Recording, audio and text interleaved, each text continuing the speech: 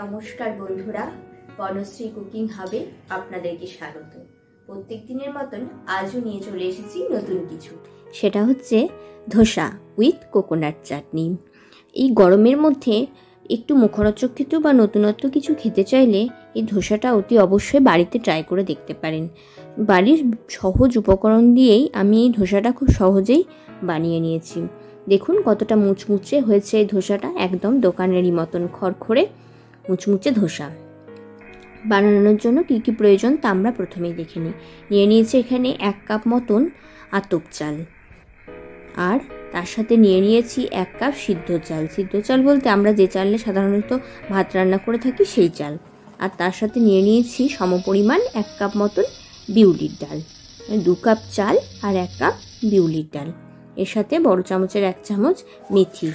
এই সমস্ত কিছু উপকরণকে খুব সুন্দরভাবে প্রথমে ধুয়ে নিতে হবে, যেন এর মধ্যে থেকে সমস্ত ময়লা খুব সুন্দরভাবে পরিষ্কার হয়ে যায়। তারপর এর মধ্যে এটাকে জল দিয়ে কিছুক্ষণ ভিজতে দিতে হবে। কিছুক্ষণ বলতে এটা ভিজতে দিতে হবে প্রায় 5 থেকে 6 ঘন্টা। 5 থেকে 6 ঘন্টা মতন এটাকে আমি রেস্টে রেখেছিলাম। তারপরে দেখুন এটা সব চাল এবং ডালগুলো ভিজে গেছে এবং অনেকটা ফুলেও গেছে। এবার এই সমস্ত চাল এবং ডালকে মিক্সার গ্রাইন্ডার জারের মধ্যে দিয়ে আমি একটা পেস্ট রেডি করে নিয়েছি। দেখুন এরকম থিকনেসের তৈরি হবে পেস্টটা। এই পেস্টটাকেও আবার 5 থেকে 6 ঘন্টা বাইরে রেখে দিতে হবে, যাতে এর মধ্যে এই ফ্লপি ভাবটা আসে। দেখুন কেমন 5 থেকে 6 ঘন্টার পরে এরকম একটা ফ্লপিনেস এসছে। তারপরে এই ফ্লপিনেস যখন চলে আসবে তখন এর মধ্যে দিতে হবে বেশ 1 চামচ মতন লবণ। অবশ্যই লবণটা নিজেদের স্বাদ অনুযায়ী দেবেন। তার সাথে একটু চিনি দিয়ে এই ব্যাটারটাকে একটু নেড়ে রেডি করে নিতে হবে। আর তারপর একটা তাওয়াকে গরম করতে দিয়েছি। আপনারা চাইলে অবশ্যই ননস্টিকের তাওয়া করতে পারেন, নইলে লোহার তাওয়াতেও বানানো যায়। তাওয়াটাকে প্রথমে একটু তেল বুলিয়ে নিয়েছি। তাওয়াটাকে প্রথমে খুবই গরম করে নিতে হবে। তারপর ওটাতে তেল বুলিয়ে নিয়েছি। এরপর সামান্য একটু জল দিয়ে ওটাকে একটু মুছে নিতে হবে, যাতে খুব গরম ভাবটা একটু কমে যায়, তাহলে ধোসাটা খুব সুন্দরভাবে উঠবে। এরপর ধোসার ব্যাটারটা দিয়ে একটা ছোট বাটির সাহায্যে এটাকে গোল গোল করে ঘুরিয়ে নিয়েছি। দেখতে দেখুন এরকম হবে। একটু গ্যাসের ফ্লেমটা অবশ্যই কমে রাখবেন। এরকম জালি জালি জালি মতো হয়ে আসবে, আর একটু যখন হালকা ব্রাউন হয়ে আসবে ঠিক সেরকম অবস্থায় 2 চামচ তেল দিয়ে দিতে হবে। দেখুন এটা অনেকটাই ড্রাই হয়ে এসছে এবং লালচে হয়ে এসছে এবং আস্তে আস্তে এটা উঠেও যাচ্ছে তাওয়া থেকে। ঠিক সেরকম অবস্থায় খুন্তির সাহায্যে আস্তে আস্তে এটাকে তুলে নিতে হবে। এটা করতে বেশ খানিকটা সময় লাগবে। একটা ধোসা বানাতে প্রায় 10 মিনিট মতন করে সময় লাগে, কিন্তু এটা ভীষণই মজবুত হয়ে থাকে। আমি উল্টো পিঠটা একবার উল্টে দিলাম এবং সামান্য একটু তেল দিয়ে এটাকেও একটু সেঁকে নেব, তাহলে বেশ মুচমুচে থাকবে।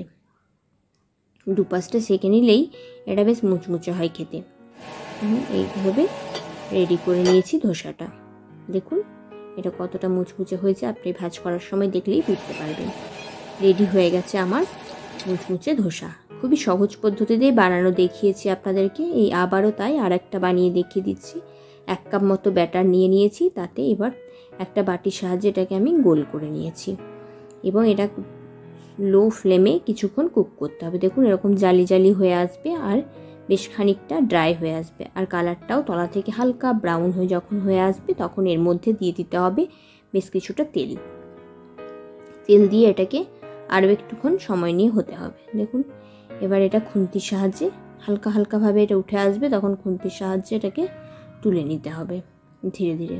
দেখুন এটা বেশ খানিকটা উঠে গেছে, দেখছেন এটা আপনা থেকেই এটা উঠে আসবে।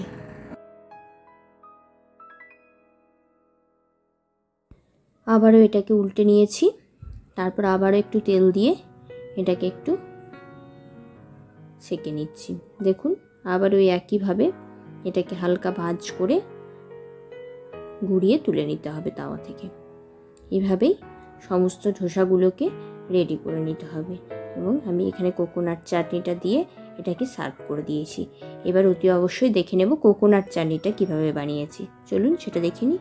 1 কাপ মতন গ্রেটেড কোকোনাট নিয়েছি, তার সাথে দিয়ে নিয়েছি রোস্টেড ছোলার ডাল, মানে শুকনো খোলায় ছোলার ডালটা আমি ভেজে রেখেছিলাম, সেটার মধ্যে দিয়ে দিয়েছি। আর দিয়ে দিয়েছি সামান্য আদা, একটু লঙ্কা আর সামান্য লবণ এবং সামান্য চিনি, আর তার সাথে সামান্য একটু জল মিশিয়ে এটাকেও একটা স্মুথ পেস্ট বানিয়ে নিয়েছি। এই ধোসার সাথে কোকোনাট চাটনি খেতে ভীষণ সুন্দর লাগে। এরকম ইউনিক কিছু রান্না পেতে হলে অবশ্যই আমার পাশে থাকবেন, সাবস্ক্রাইব এবং শেয়ার করে দেবেন। এবার এই ধোসার চাটনিটাই আমি একটা তড়কা দেব।